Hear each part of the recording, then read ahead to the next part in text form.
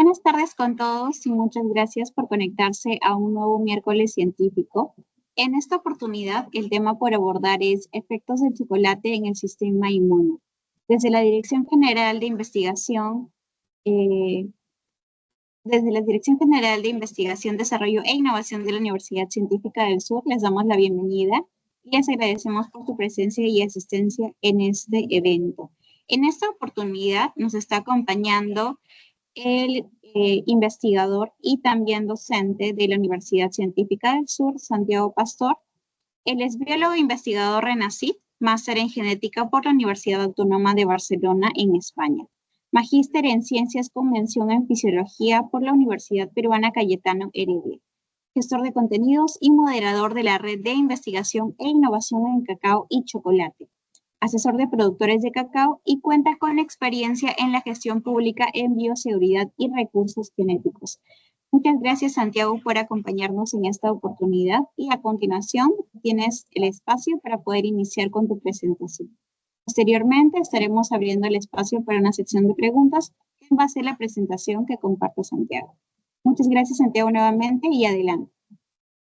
Bueno, gracias, Kimi. Muchísimas gracias a la DIGIDI, a la Dirección de Investigación de la Universidad Científica del Sur, a su director, el doctor Pesci Maita, a este ciclo que es tan interesante para poder participar en este ciclo de miércoles científico donde se puede ir presentando algunos resultados de investigación que se han logrado en algún momento a lo largo del trabajo que uno hace, el trabajo académico, ¿no? Voy a presentar un tema sobre el cacao, ¿no? El título es un poco osado, así que en realidad lo que vamos a hacer es restringirlo con un ejemplo en particular, que es un trabajo específico que se hizo en colaboración con la Universidad de Barcelona, ¿ya? Pero que tiene que ver con el sistema inmune. Es un buen ejemplo, así que es válido. ¿Se ve correctamente la imagen? ¿Se proyecta bien? Si me confirman para...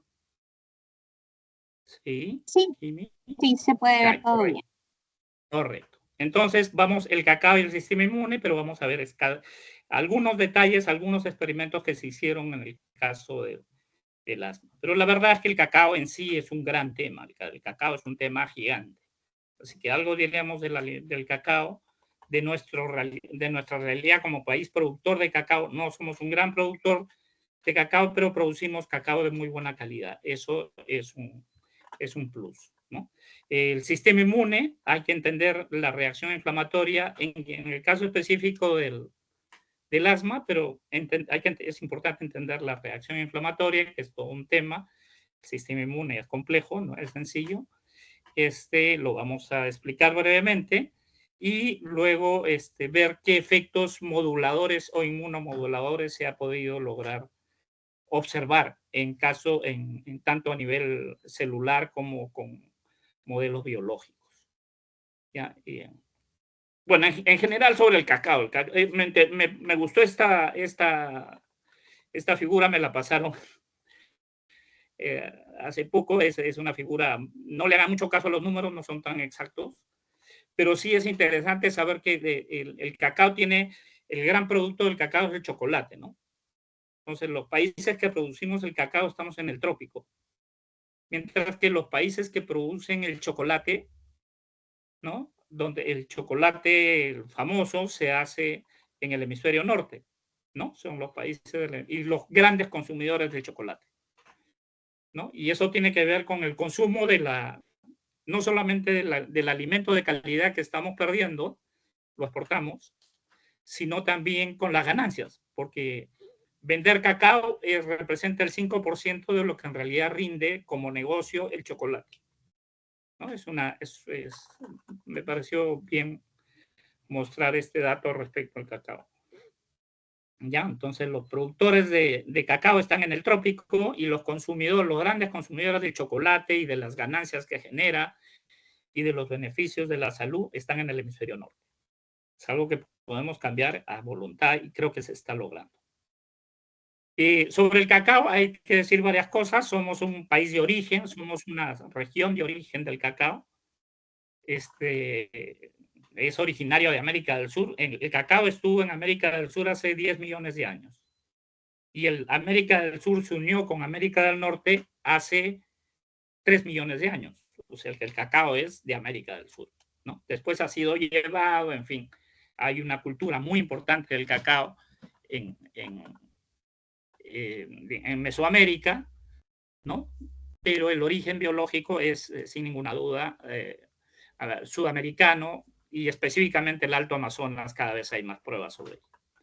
Es la materia prima para el chocolate, ya lo hemos dicho, pero se producen muchas más cosas. El cacao tiene mucho, por las cualidades que tiene los derivados del cacao, tiene un sitio en la cosmética, tiene un sitio en la nutracéutica, ¿no?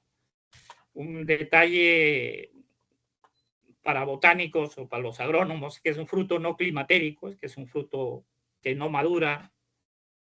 Después que lo sacan, cortas el fruto y como está se queda. Si lo has cortado verde o pintón, así se quedará y no genera un buen producto.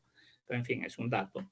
La producción mundial de cacao más o menos es alrededor de 5 millones de toneladas, que es lo de grano seco.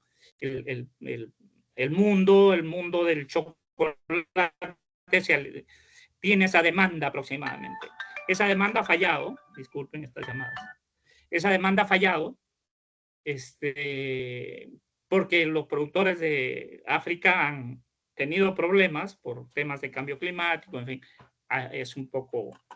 Y eso está haciendo este sub y baja que tenemos de precios del cacao, que además es una oportunidad, porque como en la medida en que somos productores de buen cacao, además de buen cacao, no tenemos cualquier cacao, tenemos buen cacao, ¿no? En el Perú se producen, hay 200.000 hectáreas aproximadamente y 166.000 toneladas. Eso quiere decir que tenemos alrededor de 850 kilos por hectárea de rendimiento del cacao. ¿Ya? Es un buen rendimiento. ¿eh? El rendimiento en África es bastante menor y hay zonas del Perú donde el rendimiento es menor. Hay zonas que logran pues sobre los 1.500 y más, ¿no? Eso es. El Perú produce muy buen cacao de grano de altísima calidad. De hecho, tenemos medallas de oro en los concursos internacionales sobre el grano de cacao, pero producimos poquito. Representamos el 2% del nivel de la producción mundial, 1.5, 2%. Eso es producir poco. ¿No? Eso no pasa nada con el precio. Nuestra única alternativa para lograr precio con el cacao es la calidad del cacao, ¿no? Que es buen cacao, que está bien reconocido y eso hay que seguirlo cultivando. Eso se está cultivando, se está logrando, pero eso hay que cuidarlo más y hay que seguir avanzando en esa línea. Luego, entre otras muchas virtudes, el cacao es un cofre de tesoros bioquímicos, que ya lo vamos a ver. Un poco más sobre el cacao es que antes se conocían 3 tipos, cada vez se estudia un poco más profundamente. A nivel comercial era el criollo, el forastero, el trinitario, y eso también otra manera distinta de clasificar los tipos de cacao es el corriente, que es el cacao que no tiene mucho matices de aroma y sabor, y el fino de aroma, que es, digamos, el cacao que tiene mucho sabor y mucho aroma, tiene variados matices de aroma y sabor, y queda mucho juego para hacer chocolates finos. Felizmente, en el Perú tenemos el 75% de nuestro cacao es fino de aroma. A nivel mundial, la producción mundial, la mayor parte es cacao corriente. ¿no? El cacao en África, bueno, los grandes productores, ¿no? La mayoría es cacao corriente, porque la mayor parte del cacao del mundo es corriente, ¿no? Pero tenemos la fortuna de ser un país de cacao fino de aroma. Y estas clasificaciones, que son más o menos sencillas de seguir, se van complejizando con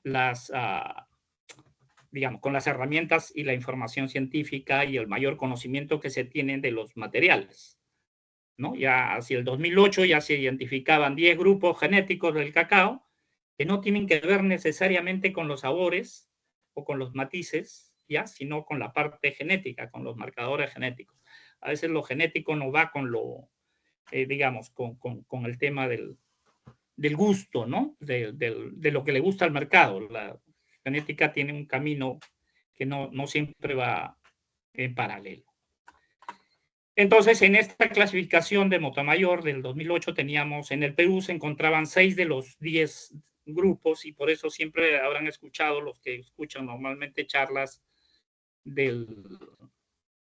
sobre el cacao, ¿no? Los que están metidos en el mundo del cacao siempre escuchan. El Perú tiene el 60% de los tipos, de la diversidad genética del mundo del cacao, y es parte de los argumentos para, ¿no?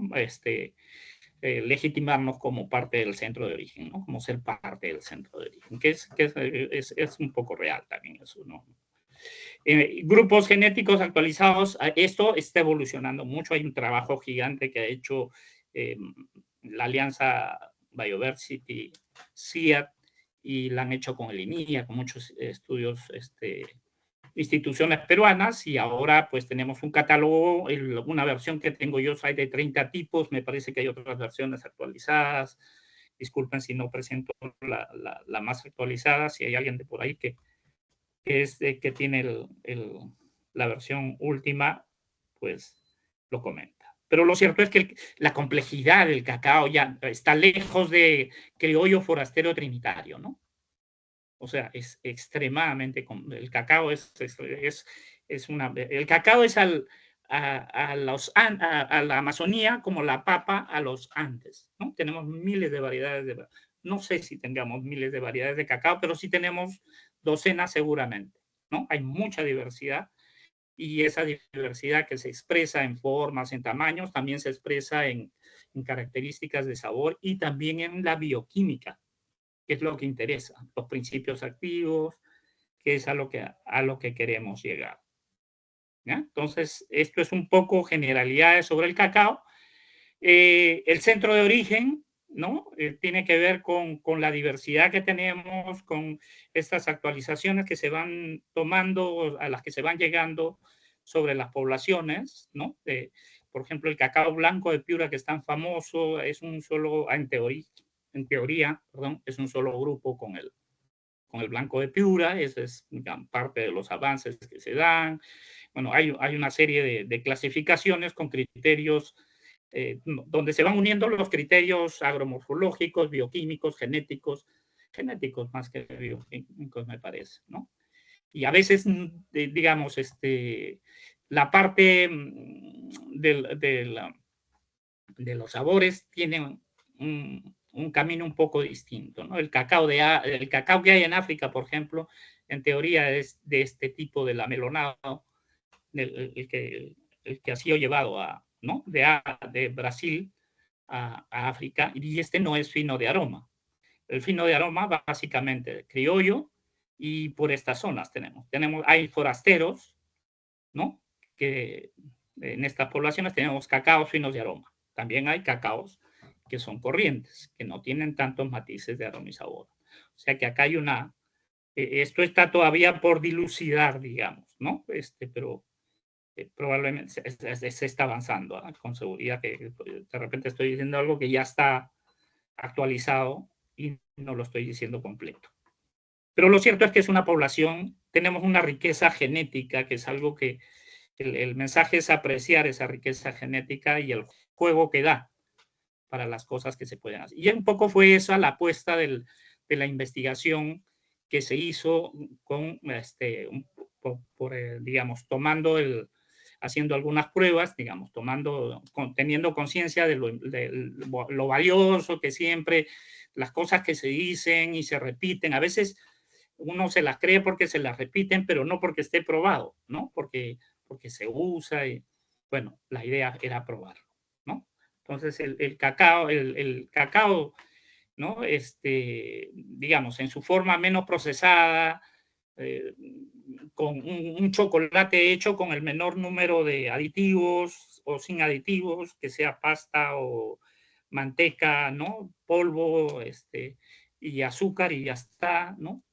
Entonces, cuanto más puro el cacao y cuanto menos azúcar, más propiedades va a tener. Es más, probablemente la recomendación sería comer el nib de cacao, que es la semilla, molida y pulverizada. Yo, de hecho, personalmente en casa lo hacemos. ¿Ya? Comemos esa. Eso es, pero tienen y bueno, la idea era probar por qué es que tienen esas cualidades. Y hacer un ensayo en el caso, ¿no? Para el caso del asma. Pero antes de eso hay que tener conciencia de que para el resto del mundo, para el hemisferio norte, el cacao es sinónimo de chocolate en polvo o chocolate en barra. Para nosotros el cacao tiene varias caras, varias presentaciones. El cacao puede ser fresco, también es digamos, una fuente de nutrición para nuestra gente, es parte de la seguridad alimentaria de los campesinos, como fruta, ¿no? También es aprovechable el mucílago, ¿no? Entonces hay que tener conciencia de los materiales o de los componentes que tiene el cacao en cada uno de sus estados, ¿no? Probablemente para efectos de antioxidante y ¿no? Del que buscamos, el estado de pasta sea el más apropiado, ¿no? Como chocolate ya uno lo rebaja para que tenga un sabor y sea más palatable, ¿no? Pero no hay que dejar de mirar nuestro cacao fresco, que también es ¿no? El mucílago tiene sus propios azúcares, ¿no? Entonces también es de aprovechar, ¿no? Tenemos qué moléculas tiene el cacao, ¿no? Tiene estas metilsantinas, que son unos alcaloides, que son estimulantes básicamente, como la cafeína, nuestro adorado café, ¿no? La teofilina, ¿no? Y la teobromina, que los encuentran en estas, digamos, estas fuentes, que son derivados de la santina, que es una molécula, una estructura química. A ver, algo tiene que ver con los ácidos nucleicos, pero no interesa ahora, pero son derivados de la purina, ¿no? Entonces, y estos son estimulantes. ¿Qué hacen? Estimulan, ¿no? El estado de alerta. ¿Qué cosa? Un café, comerse un chocolate también tiene ¿no? Pero probablemente tiene otros efectos también positivos, ¿ya? O sea, más o menos tienen eso. Estimula la alerta, es un broncodilatador, ¿no? Diurético, que es importante, ¿no? Para purificar, ¿ya? Igual pasa, bueno, por otro lado, otro grupo son los polifenoles y los flavonoides, que son moléculas que varían, son muchas, centenares probablemente, y si no miles de moléculas que varían por tema tienen una estructura de grupos fenólicos, ¿no? El número de grupos y los sustitutos en las moléculas, ¿no? Y son abundantes lo bueno es que son abundantes, ¿no? A veces no apreciamos lo bueno que es comer adecuadamente y comer de manera balanceada, ¿no? Y tienen estas propiedades antioxidantes, antiinflamatorias. Ahora vamos a ver cómo es que son la idea es eso para el caso del cacao, ¿ya? Porque eso ya que les estoy diciendo seguro que no les suena nuevo, eso ya lo han dicho, ¿no? Los flavonoides igual, ¿no? La catequina, la epicatequina, en fin, tienen compuestos, esta estructura química y están en una serie de alimentos. Entonces, los alimentos, ¿no? Dice que tu alimento sea tu mejor medicina y tu mejor medicina sea tu alimento. Eso lo dijo Hipócrates hace miles de años, un par de miles de años. No tengo la fecha exacta, pero es una verdad para la humanidad, ¿no? Buena parte de la salud va por lo que comemos, ¿no? Y de la curación inclusive. Bueno, entonces vamos a un poco, la parte un poco más complicada es el tema de cómo explicamos que esto sucede. ¿Ya? Para eso hay que hablar de un proceso que es complejo, que se llama la reacción inflamatoria, ¿no? Nos cortamos, se dañan las células, ¿no? Sangramos, por ejemplo, y esas células que están dañadas inmediatamente lanzan señales de alarma. Estoy mal, estoy en peligro, estoy dañada, y se desencadena una serie de señales, ¿no? Hay unas células que se llaman centinelas, que tienen estos receptores que permiten, ¿no?, que comience el proceso de inflamación. ¿Para qué se inflama? Para curar, ¿no?, para recuperar el estado inicial, ¿no? Me he curado, me he golpeado, pum, se hace un moretón. Bueno, en ese moretón están pasando las cosas estas que estamos viendo y que vamos a ver cómo una ingesta regular, moderada de alimentos como el cacao, de sus derivados, el chocolate, contribuyen a que eso se modere, digamos, esa inflamación una vez que... ¿Por qué? Porque el problema es cuando la reacción inflamatoria, una vez que se ha producido, que se ha limpiado el tejido que está maltratado, que se ha atacado a las bacterias que han entrado, ¿no?, o que se ha reconstituido el tejido, esa inflamación debe bajar, tiene que bajar. ¿Ya? Y eso, hay un sistema que se llama o sea, el tejido dañado se elimina y se produce la reparación, y al final, cuando ese tejido está reparado, eso tiene que ir desinflamándose. Si no se desinflama, ¿no? ¿Y quién lo desinflama? Hay señales igual, resolvinas, lepoxinas, hay señales celulares, ¿no?, que indican que la inflamación ha terminado o que el daño ha sido reparado y que hay que volver al estado inicial. Ese proceso se llama homeostasis. Hay que volver al estado, ¿no?, original, antes del daño. ¿Ya? Ahora, eso es en la reacción inflamatoria aguda. Eso es un ciclo que hay que cerrarlo. ¿Ya? El problema es que a veces no se cierra, ¿no? En los problemas de inflamación crónica, ¿ya?, la reacción inflamatoria crónica no se cierra. Y es el caso como el caso del asma bronquial, ¿no? En el caso del asma bronquial tenemos, ¿qué nos causa el asma? ¿No? Nos sensibilizamos al polen, al pelo del perrito, a los ácaros, a la caspa del gato, ¿no? Entonces, y eso hace de que estas células dendríticas, las células dendríticas son unas células que están normalmente vienen en la médula ósea, son células madre de médula ósea, pero están distribuidas en los lugares que están más expuestos. Los tenemos sobre la piel, los tenemos en las mucosas principalmente. ¿Ya? Son células dendríticas y que están atentas a cualquier cosa extraña. Si viene un bicho extraño, están viendo, hay un daño, la célula está dañada, están reconociendo, ¿no? Estas células dendríticas son parte de la alarma, ¿no? Y entonces, las células dendríticas, una vez que han una vez que han detectado algo, el bicho que ha ingresado, el microorganismo, ¿no?, el cuerpo que te genera la reacción que ha ingresado, migran a los ganglios linfáticos. Se van hasta los ganglios linfáticos. Y en los ganglios linfáticos, ¿no?, estimulan, ¿no?, la producción de linfocitos TH2, que dicen. Y estos linfocitos TH2, pero no estimulan cualquier linfocito TH2, estimulan un linfocito TH2 específico para esa caspa, para ese antígeno que ha detectado, ¿no? Y lo presenta. Esa es esta parte, esta presentación de acá que dice. ¿Ya? Entonces, se presenta, perdón, ¿no? Y ese linfocito se multiplica, pero no se multiplica cualquier linfocito, se multiplica ese que va a atacar al extraño, ¿no?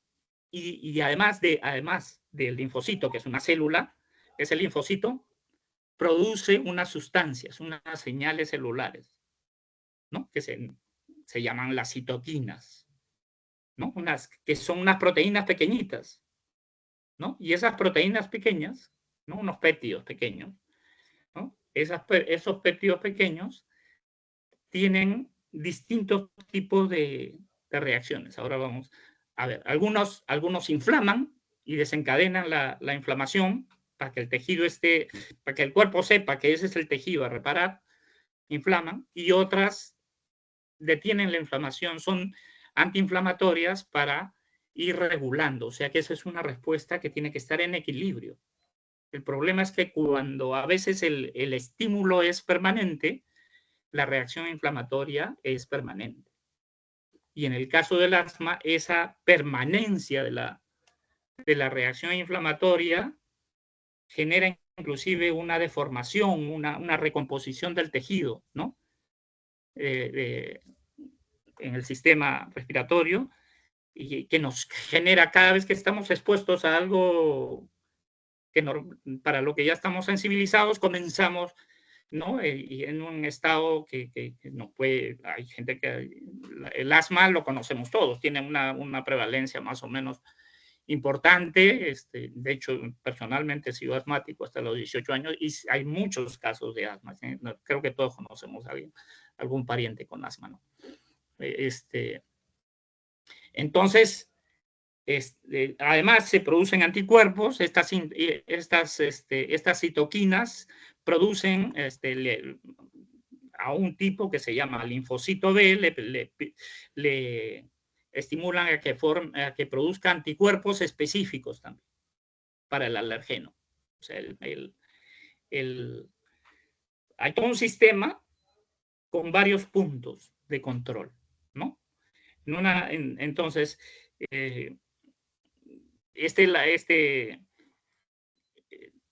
también hay otros componentes, aparte de las citocinas, están los leucotrienos, ¿no?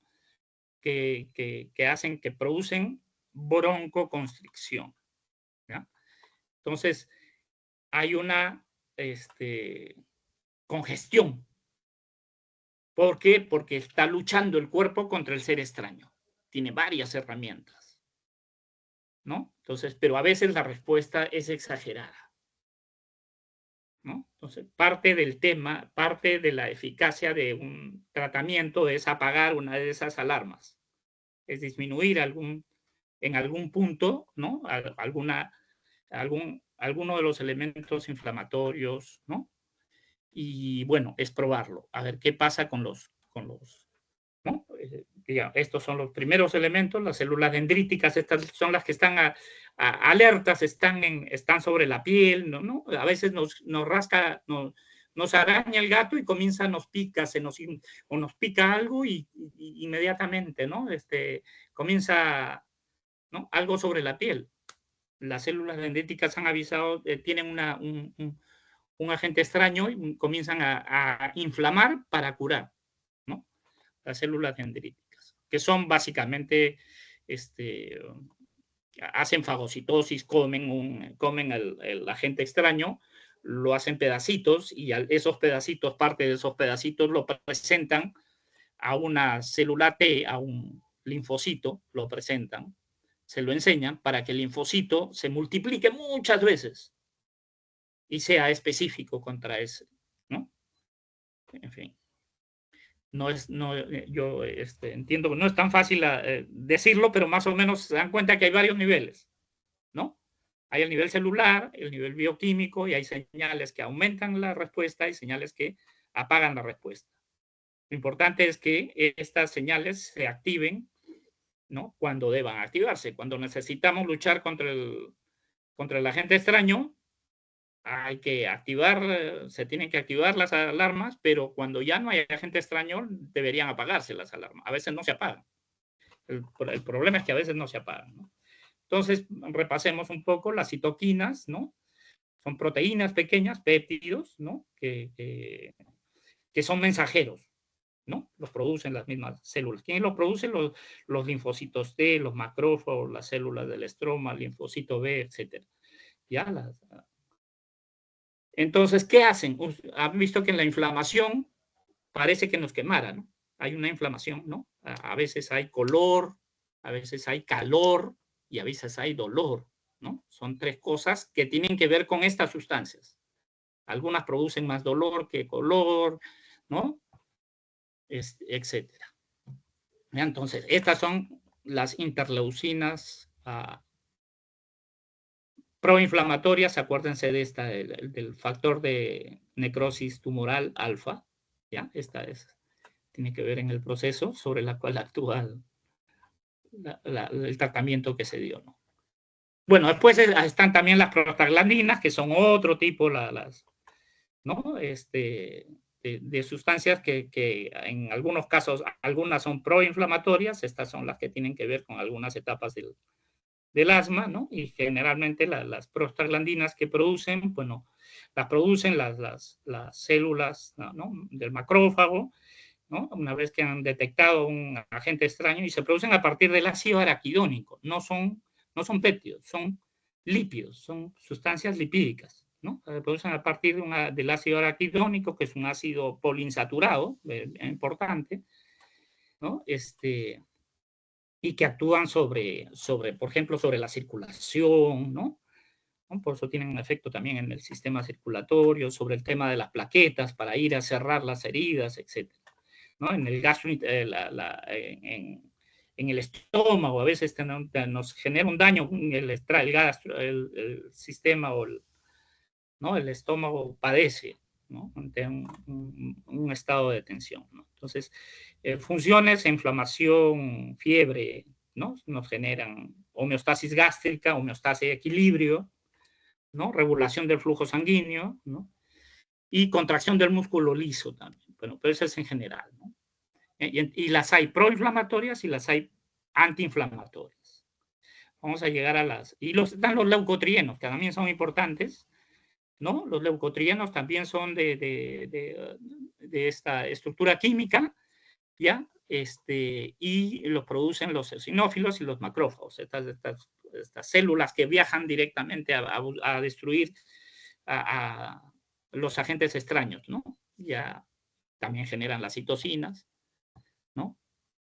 Y producen, pues eso, producen la inflamación, a veces dolor, ¿no? Fiebre, ya. Pero en ese caso, bueno, no hay leucotrienos, no hay identificados hasta la revisión, puede ser que sí, no, la revisión no es todavía todo lo exhaustiva que queremos, pero en este momento no hay leucotrienos identificados al asma. Ahora, ¿qué se hizo? Bueno, proteasa, este es otro indicador importante, ¿ya? No vamos que la proteasa 2 de las células, también del sistema inmune, su activación de esta enzima es importante, ¿no? Porque tiene que ver con la reacción en el caso de la respuesta inflamatoria del asma, ¿ya? Ahora, ¿qué se hizo? Rápidamente, no sé, ya. Básicamente, lo que hicimos fue probar, primero nuestra hipótesis era que no todos los cacaos son iguales, ¿no? Por eso les he hecho la explicación de que no todos los cacaos, nuestra hipótesis de trabajo en el 20, era que, en el 19, que no todos los cacaos son iguales, y estas publicaciones de los distintos tipos de cacao son del año pasado y se están produciendo ahora mismo, ¿no? Entonces se hicieron con un grupo con la Universidad de Barcelona, ¿no? Fue materia de la tesis doctoral de Marta Peris, la primera autora, y ahí estamos varios. Bueno, al final muestro un poco, y lo primero que se hizo fue mediante ¿no? Las propiedades antialérgicas, a ver si todos los cacaos son iguales, ¿no? Esa es un poco la idea, ¿ya? Entonces, primero fue un enfoque in vitro, ¿no? Para ver cuál población es más eficaz o tiene más compuestos y mejores compuestos que otros. Y la segunda, un estudio in vivo, ¿no? Con animalitos que estén con modelos biológicos, con ratas Brown Norway, que son un modelo biológico para el caso del asma, ¿no? Que se utiliza. Antes de eso, se hizo un estudio también con este mismo grupo para hacer ese modelo biológico, ¿no? Uno no puede hacer esto en humanos. O sea, primero esto tiene fases. Primero se hace a nivel molecular, a nivel celular. Uno analiza las moléculas, analiza las células a nivel celular, luego hace ensayos, ¿no? Y luego utiliza animales, ¿no? ¿Para qué? Para la idea también cuidar de no maltratar animales desde el principio, sino un tema de ética. Se trabajó en el modelo animal y se trabajaron estas 4 poblaciones, que ya les puede sonar un poco más cercanas, ¿no? El blanco de Piura, el Amazonas Perú, que es un cacao con denominación de origen, el criollo de montaña, que fue de Satipo, ¿no? El chuncho, que es, en realidad el chuncho es una población compleja, ¿no? Pero bueno, nosotros, y como referencia tomamos el cacao, el CCN 51, el cacao ordinario, pero del mismo sitio que el chuncho, ¿no? De la misma población de chuncho, pero los CCNs del lugar. Para esto hicimos los acuerdos con los agricultores, se hicieron con Eduardo Espinosa, Norandino, con las instituciones también se firmaron acuerdos institucionales con Juan Laura, con Lorenzo Delgado, Yata de Ceproa en Amazonas, un agricultor, señor fantástico, conocido, un genio del cacao, es la familia Laura también, la señora Esperanza Dionisio de la CAC Pangoa, ¿no? Con ellos hicimos un compromiso pedimos el consentimiento para utilizar sus cacaos como fuente para probar las diferencias, ¿no? Que también es algo que les puede facilitar. Y eso se hizo, ese estudio con diferentes poblaciones, bueno, la idea era analizar si son realmente distintas respecto de sus propiedades antialérgicas. El resultado fue que el Amazonas Perú y el criollo de montaña mostraron resultados más prometedores. Obviamente esto, en investigación hay que decirlo siempre con precaución, porque se conoce cada vez más y los ensayos hay que repetirlos y ampliarlos, etcétera, ¿no? Y bueno, que hay el efecto realmente es el adecuado. ¿Por qué? ¿Qué resultados se tuvieron? El Amazonas Perú y el criollo de montaña, bueno, tenían, estos son, ¿no? El ordinario cacao, este es el CCN 51, este es el blanco de Piura, este es el Amazonas Perú, el criollo de montaña de Satipo y el chuncho. ¿Ya? Y si ustedes ven los valores más altos, por ejemplo, para fenólicos, compuestos fenólicos, con estos que ayudan a que hayan pocos radicales libres, que luchan contra los radicales libres, igual que los flavonoides principalmente, ¿no? Se dan cuenta que Amazonas Perú y el criollo de montaña son los que tenían los valores más elevados. O sea, para esto se trabajó con pastas de cacao hechas en origen. En cada sitio hacen su pasta de cacao, y se llevó la pasta de cacao conforme se hizo en el lugar de origen, como lo hacen en Piura, como lo hacen en Amazonas, como lo hacen en Cusco, etc. ¿Ya? Entonces tenemos acá los valores también de las metilxantinas, ¿no? De la teobromina, teofilina, son bastante buenos, y la actividad, estos últimos valores, ¿no? La actividad de antioxidante, ¿no? Que, digamos, hacían prever de que, digamos, que si habría que seleccionar poblaciones de cacao por ahora y a partir de esa muestra, podríamos preferir Amazonas Perú y el criollo de montaña. Que ojo, son mezclas, ¿eh? Lo hemos tratado de que sean cacaos, pero encontrar cacao puro en las chacras no es tan fácil. Bueno, si vamos por el CCN 51 seguro que sí, pero si vamos por el cacao nativo, no sé, los expertos por ahí podrán confirmar si es así o no. Lo cierto es que, por ejemplo, se dice un ensayo in vitro, ¿no? Para ver el efecto inmunomodulador del cacao, ¿no? Este efecto ¿no? Para esto se obtuvieron células esplenocitos, son células del sistema inmune de ratoncitos para ver, ¿no? Digamos, de la cavidad abdominal, hay un ensayo para obtener esas células, ¿no? Y a someterlas, ¿no? a un extracto, ¿no? Y en las columnas va la de rayas es la población de referencia, ¿no? La que no tiene un cacao, digamos, y los otros son poblaciones de celulares sometidas a extractos. Y verán que el criollo de montaña, y en este caso el chuncho de Cusco, fueron los que mejor se comportaron, digamos, para efecto de esta inhibición de este factor, ¿se acuerdan? Este de acá, transferencia. Cuando se libera, nos inflamamos.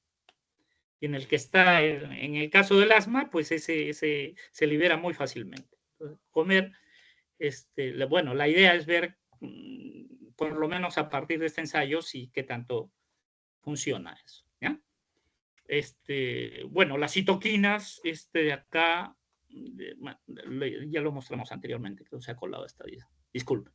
Ya, el otro ensayo in vitro fue ver el efecto de las muestras sobre macrófagos, ¿no? Respecto a la producción de especies reactivas de oxígeno, o sea, los famosos radicales libres, ¿no? Que no sé, todo el mundo habla de los radicales libres, que son los...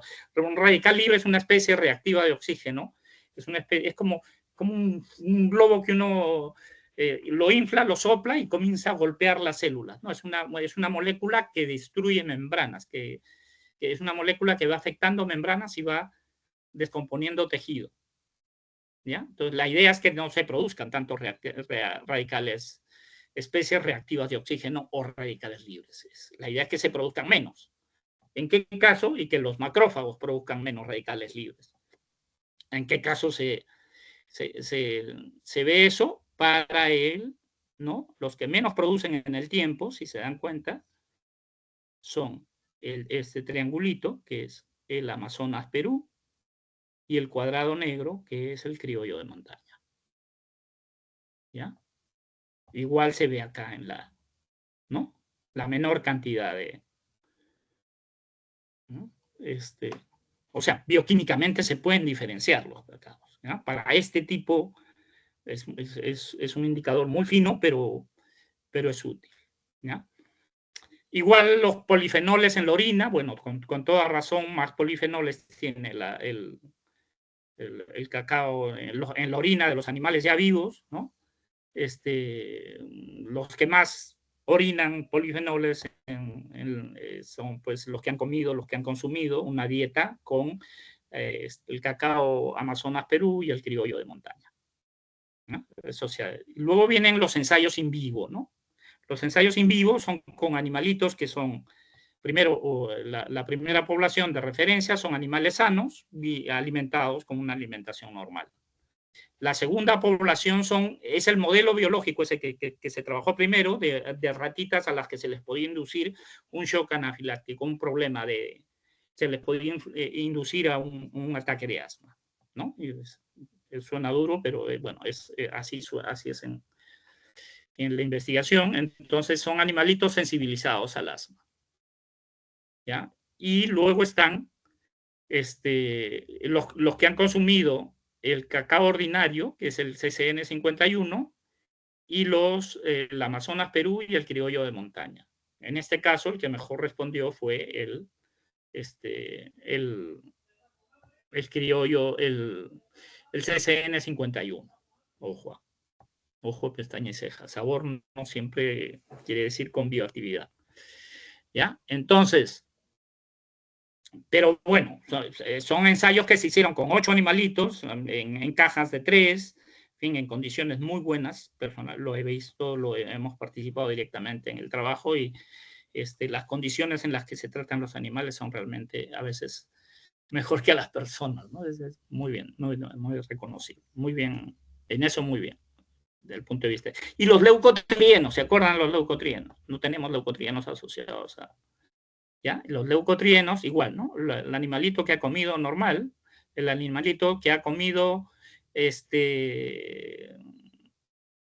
normal también, pero que es sensible al asma y que se le ha inducido un shock anafiláctico, y los otros igual, ¿no? Son los animalitos, pero que han comido, en un caso, el criollo, el CCN, el pasta de CCN 51, el Amazonas Perú, y se dan cuenta los leucotrienos, que son estas células que son proinflamatorias, causando dolor, bueno, algunos problemas ¿no? tienen un buen comportamiento también, ¿no? De hecho, obviamente esto, la conclusión es que, bueno, las pastas de chocolate son químicamente diferenciables, las poblaciones específicas de cacao pueden, ¿no? Tener comidas, obviamente, con moderación, ¿no? Pueden ser parte de un apoyo al tratamiento, ¿no? Y es de una alimentación sana, pero con pruebas específicas, ¿no? Y el origen del cacao es relevante. O sea, mantener el origen es uno. Digamos, el grupo de investigación, la doctora lo lideraban en el Perú, el doctor Iván Best, ahora en otra universidad, antes en nuestra casa de estudios, y la doctora Margarida Castel, ¿no? Doctor Francisco Pérez Cano, el grupo de investigación, por aquello de la Malen Mazot, la doctora Mazot, mis respetos a ella, muy capa, muy investigadora de primera línea. Y en algún momento hemos hecho también allá en Barcelona, en la Universidad de Barcelona, propaganda a nuestros chocolates, pues, ¿no? Hemos hecho degustación de chocolates peruanos, ahí los hemos hecho posar a los... Estos son los chocolatitos que preparan, la comida con chocolatada que le preparamos a los animalitos, y creo que nada más. Ya está, discúlpenla, creo, no sé si me he pasado del tiempo, pero eso es lo que quería comentarles. Quedo a su disposición si hubieran preguntas o Santiago. comentarios. Muchísimas gracias, Santiago, por el tiempo y el espacio y la explicación brindada. Culminada la exposición, queremos invitar a quienes nos acompañan a dejar sus preguntas, ya sea a través del chat, o también pueden levantar la mano para realizar su participación y en este caso poder activar su micrófono y que puedan realizar la pregunta directamente a Santiago Pastor y que él pueda respondérselos. Tienen esas dos opciones para poder realizar su consulta en torno al tema. Mientras tanto, irles adelantando que la próxima semana también tenemos una programación de miércoles científico y de hecho tenemos el tema definido, así que esperamos también contar con ustedes. La próxima semana, para el 7 de mayo, tenemos el tema en torno al Día Mundial del Lupus y nos va a estar acompañando Manuel Ugarte para poder conversar sobre este tema. Así que bueno, retornando al tema de las consultas, invitarlos nuevamente a realizar alguna pregunta o algún comentario tal vez que tengan sobre la ponencia brindada para que pueda, en este caso, el especialista responderla y tengan la claridad que requieren sobre el tema.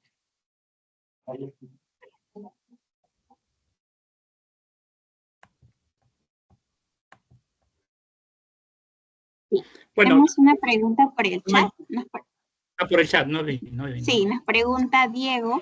Dice, buenas tardes. ¿Hay alguna influencia del procesamiento de estas pastas a partir del cacao en su actividad antiinflamatoria?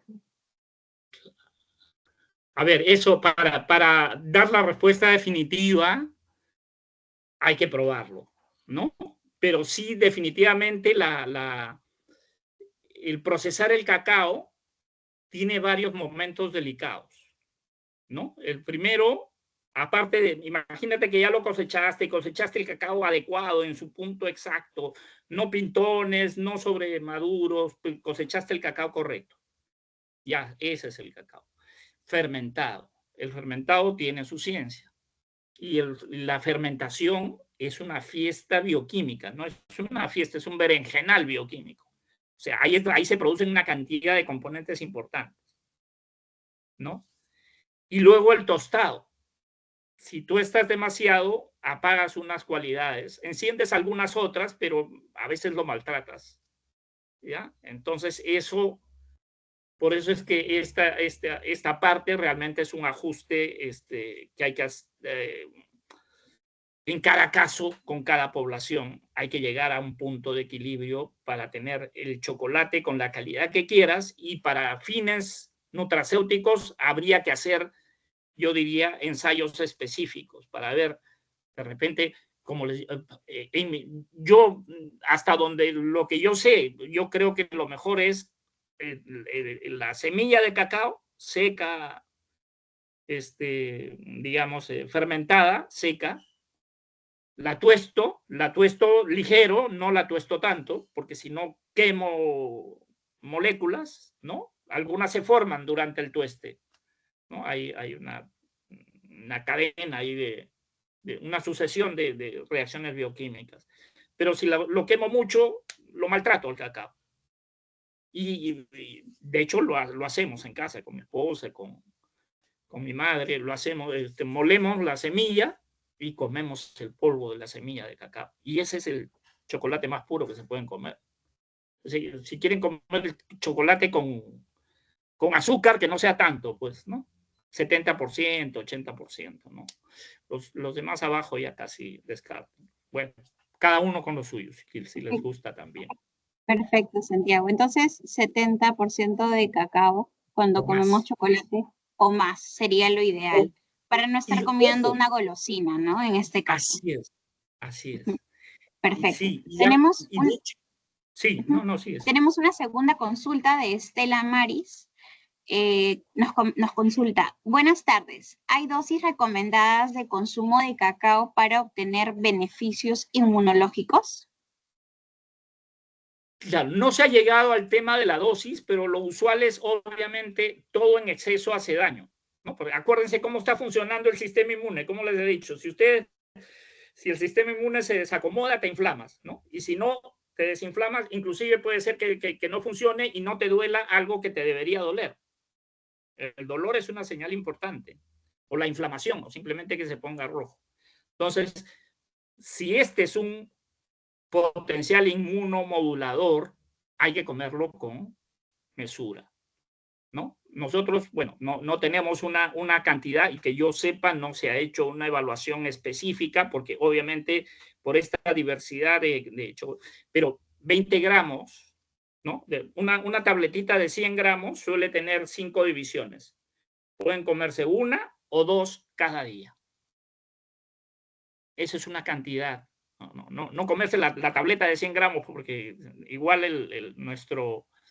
nuestro hígado padece también porque el cacao tiene grasa. Uno de sus componentes son grasas también, aparte de todos estos que hemos visto. Sí. Perfecto. Muchísimas gracias, Santiago, por las respuestas.